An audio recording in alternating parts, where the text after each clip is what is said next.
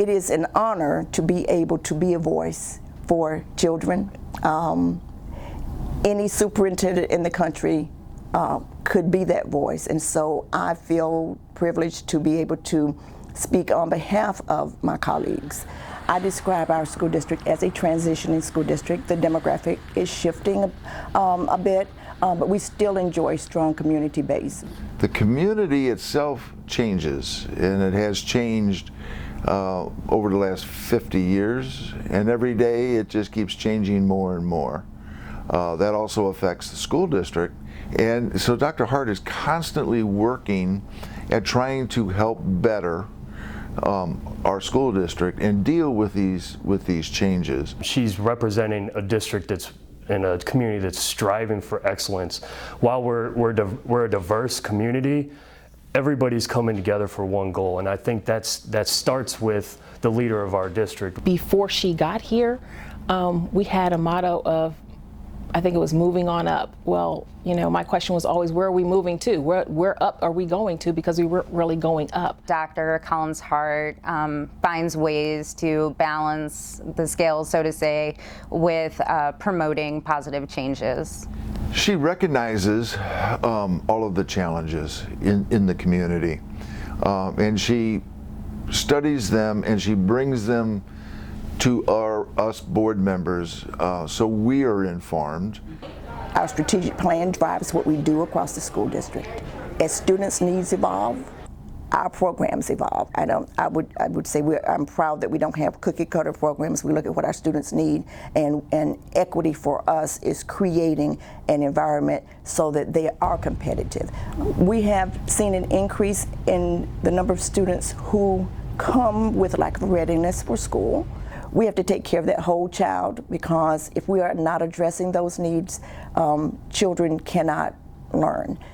I think that creating that culture of excellence that she's demanding now is contagious in our students. One of the most important things for me as a parent to see in the school is the expansion of opportunities and services.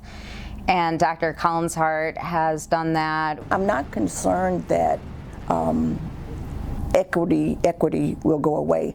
I'm concerned that the concept is misunderstood, and that is why we're pushing for application, not just conversation. You hear people talk a lot about we're having a courageous conversation, and that's the beginning, probably. Being able to talk with people about things that are very difficult. But equity, as it relates to looking at those young people and making an educated determination about how our school structures, how our system needs to change to respond to them, I don't think that is ever going to go away. I think educators are people who have good hearts. Sometimes we just don't know what to do. And so as we talk to individuals who are different than us, as we participate in more training, as we just explore opportunities. And one of the keys to that, I think, is engaging families at a different level. This district has had a commitment for a long time to training teachers in cultural competence, cultural proficiency, working with diverse populations of students.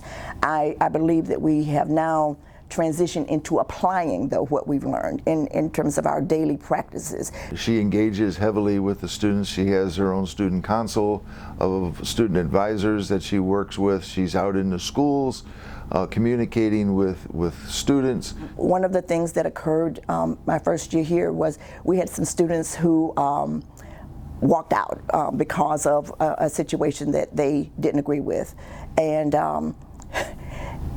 what came out of that, though, was some training, some forums on how do you communicate when you're dissatisfied.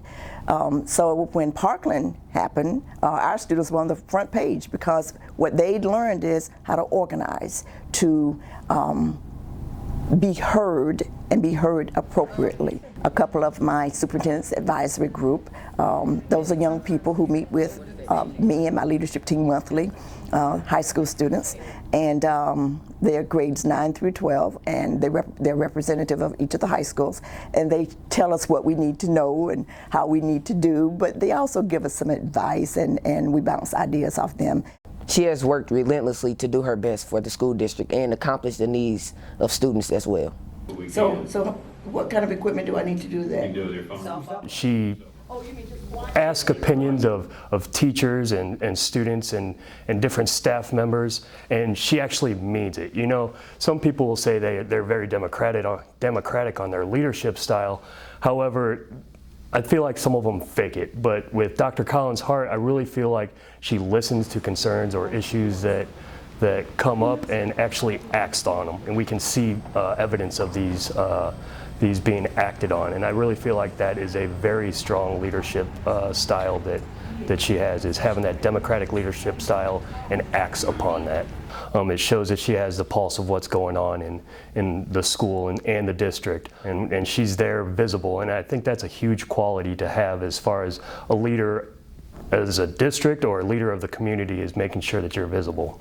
She's very vested in the community, and I think that makes her a very strong leader. She's not just coming to work. She lives in the community, she shops here, she's vested in the community as a whole. I've been at this, they tell me, over 40 years. After 40 years, I stopped counting.